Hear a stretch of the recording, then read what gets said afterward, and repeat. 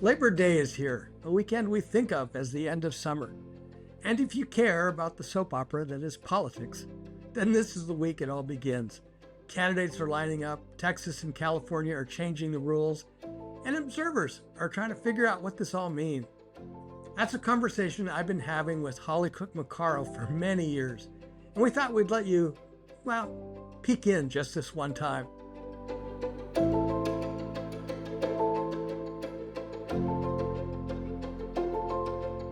So the very first Native American woman to run for Congress passed away last year, Jeannie Givens. She ran in Idaho.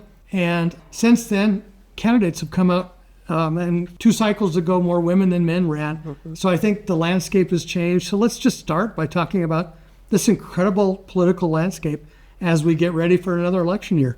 Yes, thank you, Mark. I'm glad to be here and to see you. It's hard to figure out what to focus on, but certainly our Native candidates is the most important thing.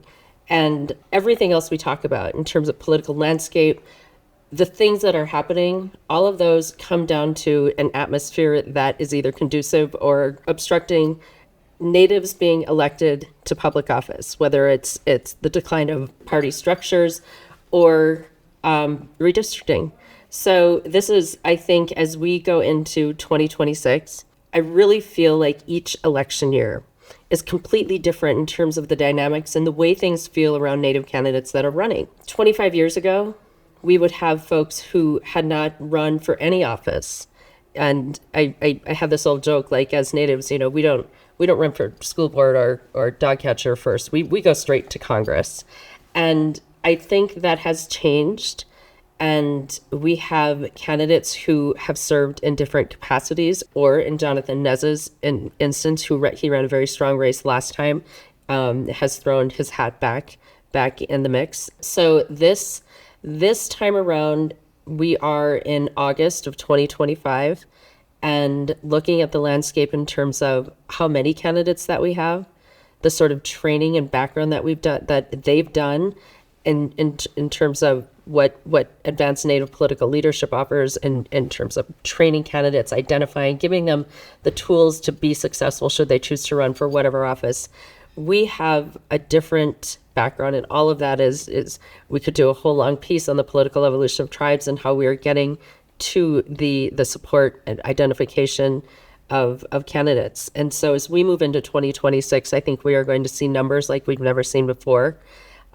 More candidates running in real races for Congress in places where we should be winning, like Arizona.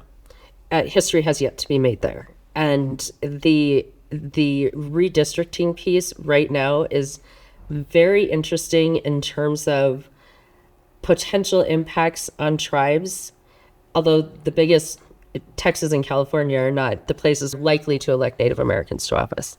But the entire layout is going to be a whole mix as we move into 2026. We shouldn't even have to say this, but one of the goals would be some sort of parity in having at least representation that matches our population.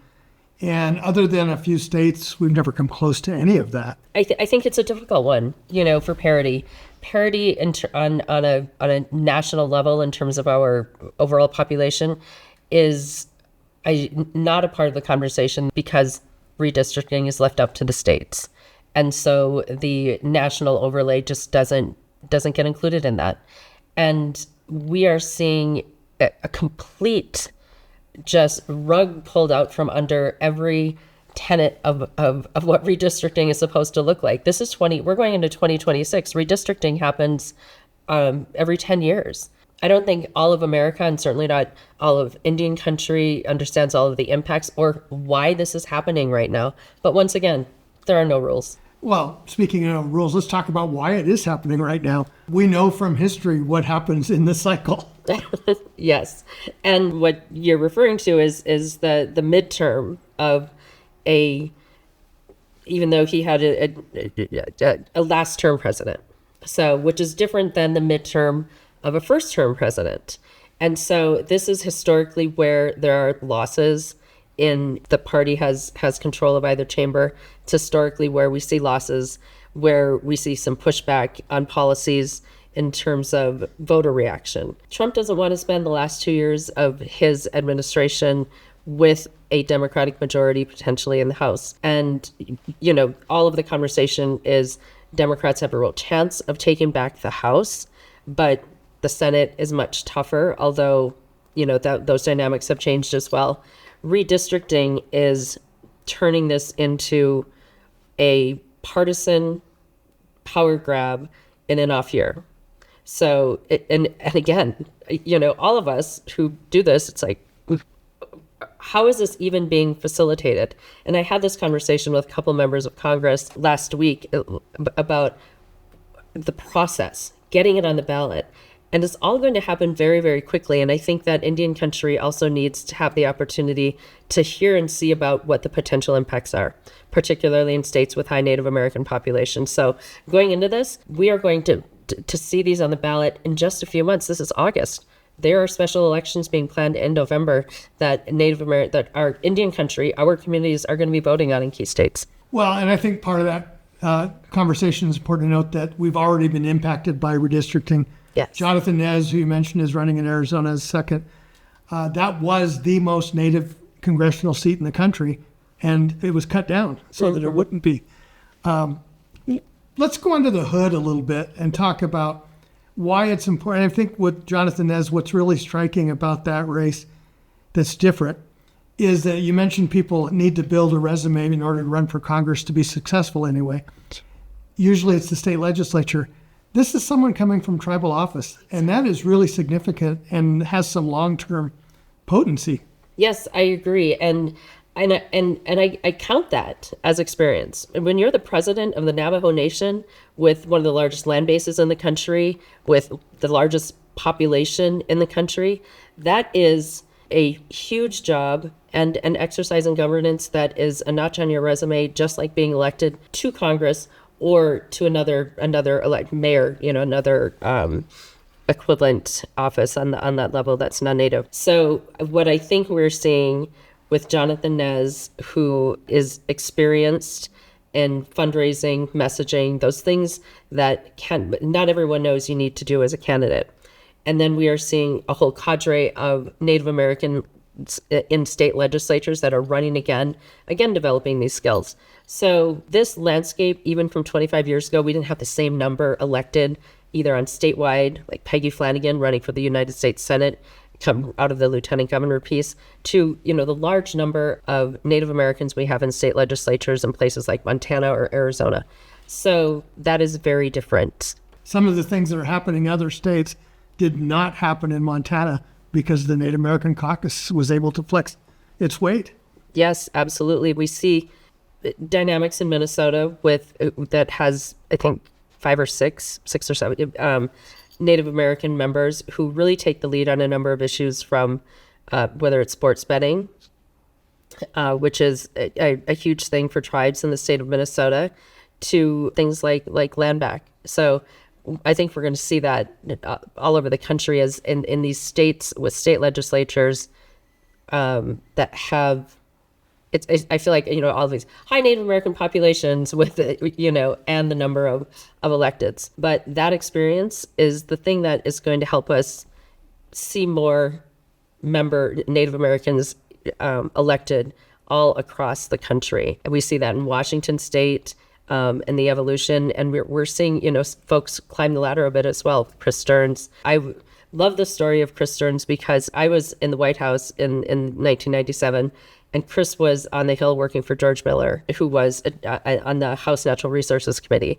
And Chris is now an elected official in the state of Washington after having served as a gaming commissioner. But his story and political evolution, I think, really is one that is reflective of tribal political evolution over the last 25, 30 years. Well, and as you know, having worked with folks on the Hill, one of the jokes is that this member of Congress is almost good enough to be a staffer. and that line of progression is something that's been part of our political history from the beginning. Yes, absolutely. So, there are very few members who know Native American issues just by nature. So Native American staffers on the Hill are so key to every single piece of work that Indian country does, from drafting bills to knowing the players, to knowing tribal leadership and tribal priorities, and how to appropriately get that information. And so, seeing staffers run for office, seeing Melanie Stansberry from New Mexico, who worked on the tribal portfolio when she worked in the Office of Management and Budget at the White House. If you worked at OMB, you're a real numbers nerd. And if you had the tribal portfolio, extraordinary opportunity. I would say there's no member that knows more about the tribal budget than Melanie Stansberry, just based exclusively on her professional resume. Well, right now I want to be a numbers nerd and talk about two things. One that I don't think most people know is how few races in Congress are competitive and why that's important in Indian country. There's two ways of talking about these races being competitive, right? The ones that are gerrymandered into being competitive, and then the ones that are competitive simply by the nature of who's running in them. And again, talking about Arizona, because I think we have, very good chance with Jonathan Nez. We see Chris James has thrown his hat in the ring in Arizona. Is it five? Five. So both of those are on we call it the PVI, but it's the Partisan Voter Index, which is a reflection of the weight of Republicans versus Democrats in that district. And so the Partisan Voter Index in both is around 7 or 8. And that's a big deal because it's 7 or 8 on the Republican side. That's a big deal because to overcome that number, there has to be a bit of a groundswell in the opposite direction. That's when you carry seats that have a PVI of 7 or 8. PVIs of 2 or 3, those are real races. Those are competitive seats on their own. But it's going to take some work. It's going to take some very strong messaging, very strong fundraising by both of them to get that across the finish line. And the same thing, with Peggy Flanagan in Minnesota. There is work to be done in terms of proving her chops on the fundraising side and her progressive message in the outstate parts of Minnesota. And there's a lot of pieces there that are moving. The second number piece that I wanted to ask about is, you mentioned earlier that we're going to hit possibly a record number of candidates. That's a key factor too, because the more candidates you have, the more chances you have. It's basically how many pieces do you have on a chessboard? Exactly.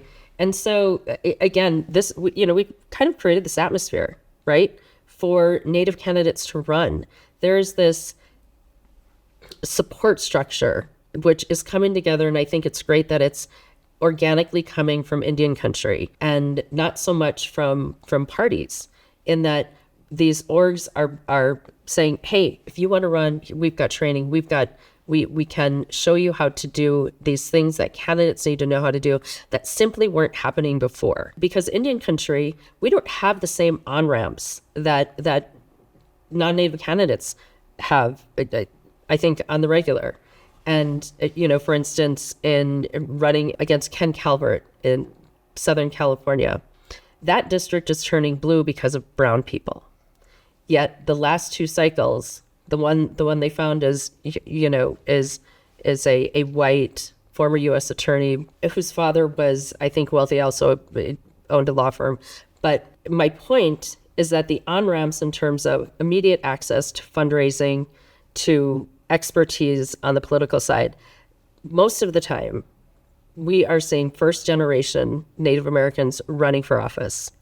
The day we see a second-generation Native running for office, that will be like, I begin to tear up even thinking about it, because I always say firsts are great, but it's seconds that mean we've really arrived. That's funny. I was just listening to Rob Lowe's podcast, literally, and he was talking about TV sitcoms. And he said the first season's always a waste. It's the second season where they decide whether really it's going to have staying power. Yeah. It's the same with this.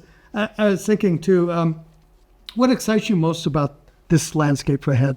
Our candidates, I think, again, because of the landscape that's been put together, Peggy Flanagan in Minnesota, who's won twice on a statewide ballot, and that is a real race. And she's running against a formidable member of the House. But, her story is one that is reflective of Indian country.